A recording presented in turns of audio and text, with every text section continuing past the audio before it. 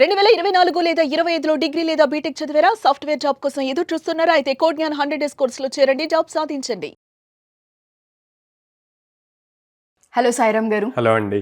Salary negotiation చాలా మంది ఒక కంపెనీ నుంచి ఇంకొక కంపెనీకి మారే ప్రాసెస్లో ఫస్ట్ ఏదైనా సరే సాలరీని బేస్ చేసుకొని మనం ఇంప్రూవ్ అవ్వాలని వెళ్తూ ఉంటుంటాం.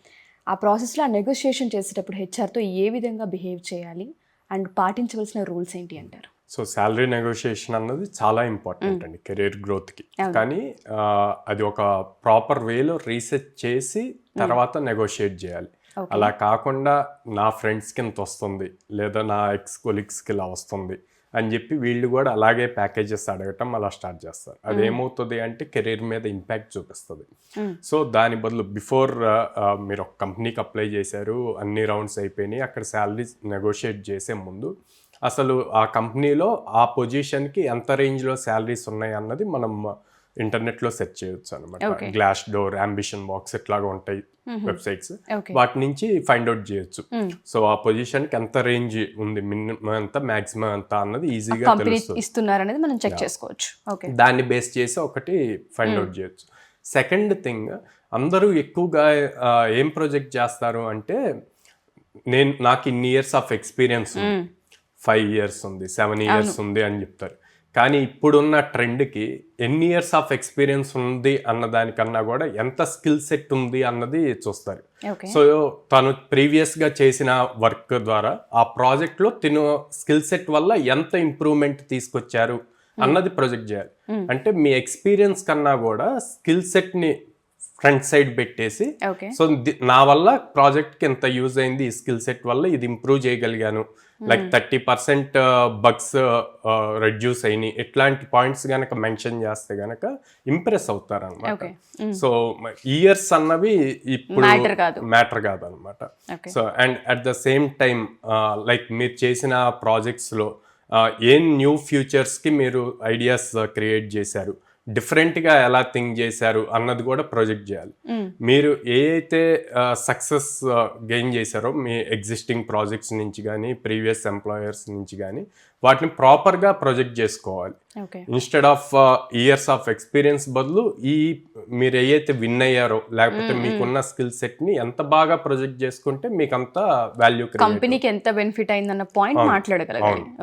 అండ్ చాలా మంది ఏం చేస్తారు అంటే అసలు ఇంటర్వ్యూ, టెక్నికల్ రౌండ్స్ ఇవన్నీ కంప్లీట్ అవ్వక ముందే శాలరీ నెగోషియేషన్కి వస్తారు అనమాట.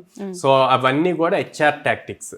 సో అట్లాంటి టాక్టిక్స్ జరగకుండా ముందే వీళ్ళు అంటే ప్రిపేర్డ్గా ఉండాలి. ఆ ప్రిపేర్డ్గా ఉన్నప్పుడు ఏమవుతుందంటే ఆ రౌండ్స్ అవుతూ ఉంటే వీళ్ళకి ఒక క్లారిటీ వస్తూ ఉంటుంది.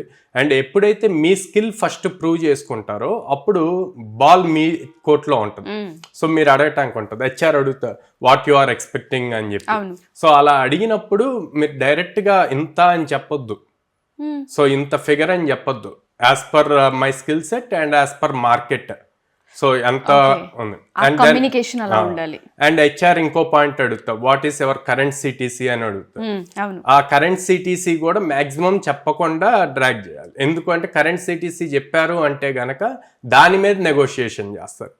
కరెంట్ సిటీసీ మీద నెగోషియేషన్ జరగకుండా మార్కెట్ బేస్ చేసుకొని మీకున్న స్కిల్ సెట్ ని హైలైట్ చేస్తే గనక మీకు బెస్ట్ ప్యాకేజ్ వస్తుంది. అండ్ ఎవరైతే కోడ్9లో జాయిన్ అవ్వాలి అనుకుంటున్నారో, 2025 పాస్డ్ అవుట్ అయ్యి బయటకు వచ్చిన ప్రతి స్టూడెంట్ కూడా ఇవాళ రేపు పర్సంటేజ్ కాదు స్కిల్కి ఎక్కువ వాల్యూ ఉంది అని చెప్తున్నారు. అండ్ దాంతోపాటు కంపెనీస్ అన్ని కూడా అవే చూస్తున్నారని కూడా చెప్తున్నారు. మన దగ్గర ఉన్న కోర్సెస్ ఏంటి, ఎన్ని మంత్స్ కోర్సెస్ ఉంటాయి, అండ్ వీళ్ళకి జాబ్ ఆపర్చునిటీస్ కోడ్9 ఏ విధంగా చూపించే అవకాశం ఉంటుంది అంటారు? మన దగ్గర Java full stock, Python full stock, data analytics ఉందండి. సో వీటిల్లో మ్యాక్సిమం నెంబర్ ఆఫ్ జాబ్స్ అంటే మార్కెట్లో 100 జాబ్స్ ఉంటే 75% వీటి మీదే ఉంటాయి అన్నమాట. సో కోడ్9 అన్నది ఆల్మోస్ట్ 800+ కంపెనీస్తో అసోసియేట్ అయ్యి ఉంది. సో దానివల్ల almost every alternate day drive జరుగుతుంది.